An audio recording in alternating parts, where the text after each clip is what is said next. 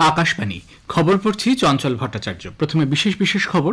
দেশের শেষ দু দফার লোকসভা ভোটের প্রচার এখন তুঙ্গে। বিভিন্ন দলের শীর্ষ নেতৃবৃন্দ ভোটারদের মন জয়ের সব রকমের চেষ্টা চালিয়ে যাচ্ছেন।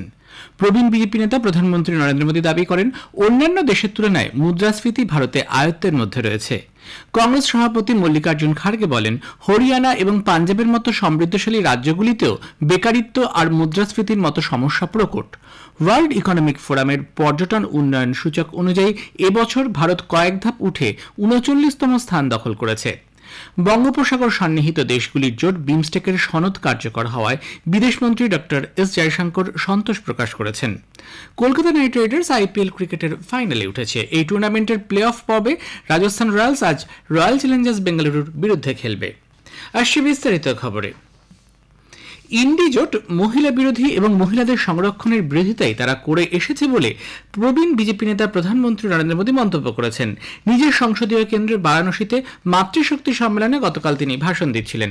সম্পূর্ণানন্দ সংস্কৃত বিশ্ববিদ্যালয়ে আয়োজিত এই সম্মেলনে ২৫,০০০-এর বেশি মহিলার সঙ্গে কথা বলেন প্রধানমন্ত্রী। এর আগে প্রয়াগরাজের জনসভায় বিএসপি ও সমাজবাদী পার্টিকে আক্রমণের নিশানা করে তিনি বলেন, অপরাধীদের আশ্রয় এবং প্রশ্রয় দিয়েছে এই সব দল। বিহারের মতিহারি এবং মহারাজগঞ্জেও গতকাল জনসভা করেন প্রধানমন্ত্রী। তিনি বলেন, বিরোধী জোট তাঁকে সর্বক্ষণ কটু কথা বললেও মানুষ তাদের আসল রূপ ধরে ফেলেছে।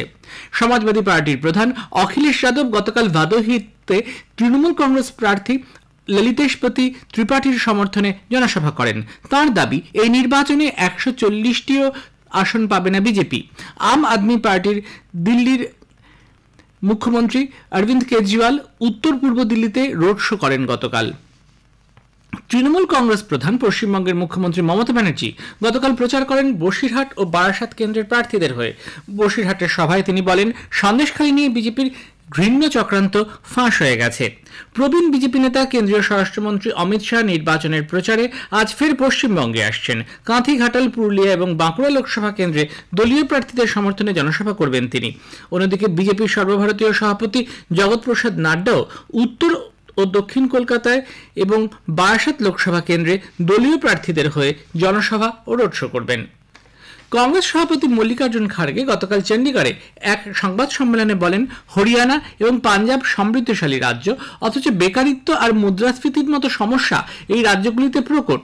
এদিকে জাতীয় রাজধানী অঞ্চল দিল্লিতে রাজনৈতিক দলগুলির নির্বাচনী প্রচার এখন জোর কদমে চালাচ্ছে। বিজেপি নেতা নরেন্দ্র মোদী দ্বারকায় এবং কংগ্রেস নেতা মল্লিকার্জুন খাড়গে ভালসাওয়ার ডেয়ারিতে দলীয় প্রার্থীদের সমর্থনে নির্বাচনী জনসভায় ভাষণ দেবেন। ভারতীয় জনতা পার্টির নির্বাচনী প্রচার দেখার জন্য বিভিন্ন দূতাবাসের কূটনীতিবিদরা এখন ওড়িশায়। অস্ট্রেলিয়া, ডেনমার্ক, নেপাল, মরিশাস ও সেসেলসের প্রতিনিধিরা গতকাল থেকে ৩ দিনের এই সফর শুরু করেছেন। প্রবীণ বিজেপি নেতা প্রধানমন্ত্রী নরেন্দ্র মোদী বলেছেন, কাশ্মীরের জনগণ এবার বিপুল সংখ্যায় ভোট দিয়েছেন।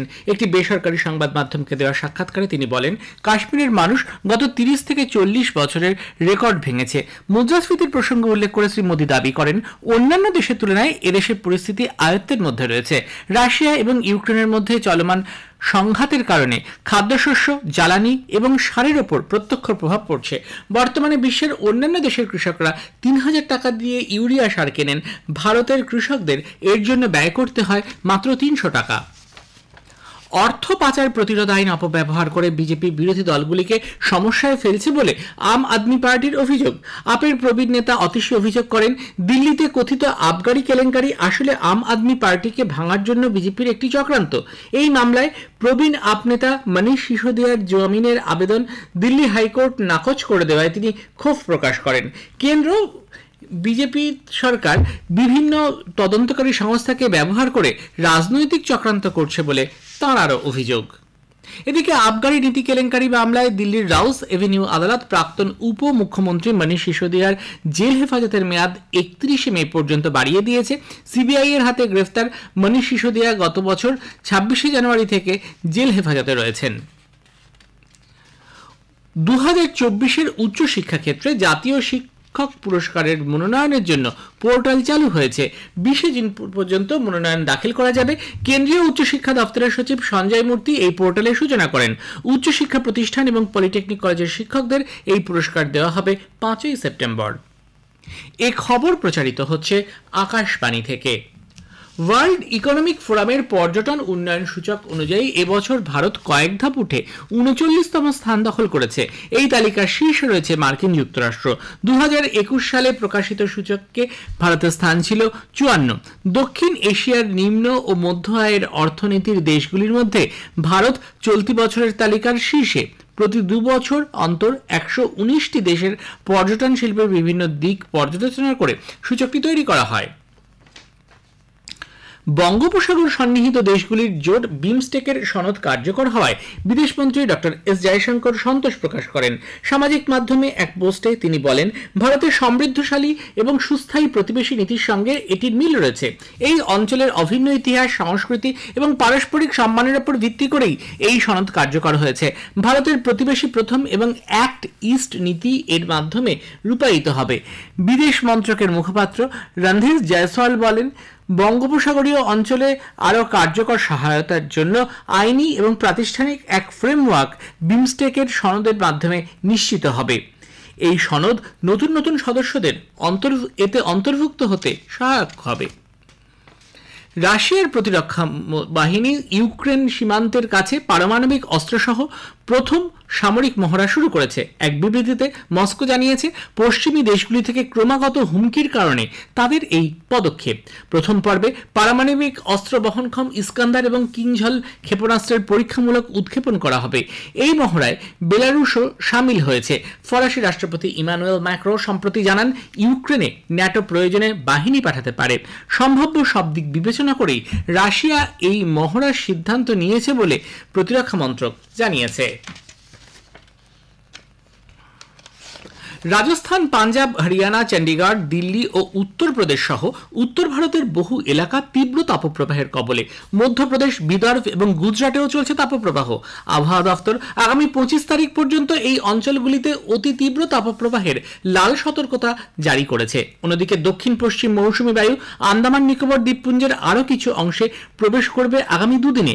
তামিলনাড়ু, পুডুচেরি, করাইকল, কেরালা, মাহে ও কর্ণাটকে আগামী ২-৩ দিন ভারী বৃষ্টির সম্ভাবনা। এদিকে পাকিস্তানে অতি তীব্র তাপপ্রবাহের কারণে সমস্ত স্কুল বন্ধ করে দেওয়া হয়েছে, স্থগিত রাখা হয়েছে পরীক্ষা। হাসপাতালগুলিকে সতর্ক থাকতে বলা হয়েছে। কোথাও কোথাও দিনের তাপমাত্রা ৫০ ডিগ্রি সেলসিয়াস ছাড়িয়ে যাওয়ার সম্ভাবনা রয়েছে।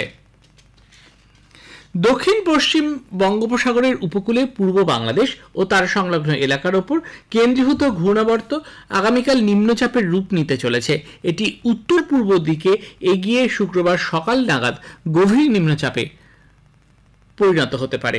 এই নিম্নচাপ আরও ঘনীভূত হবে বলে আবহাওয়া দফতরের পূর্বাভাস। এর প্রভাবে দক্ষিণবঙ্গের বিভিন্ন জেলায় বজ্রবিদ্যুৎ সহ ঝড় বৃষ্টির সম্ভাবনা। ২৫ তারিখ পর্যন্ত বজ্রপাত ও ঝড় বৃষ্টির সতর্কতা থাকছে।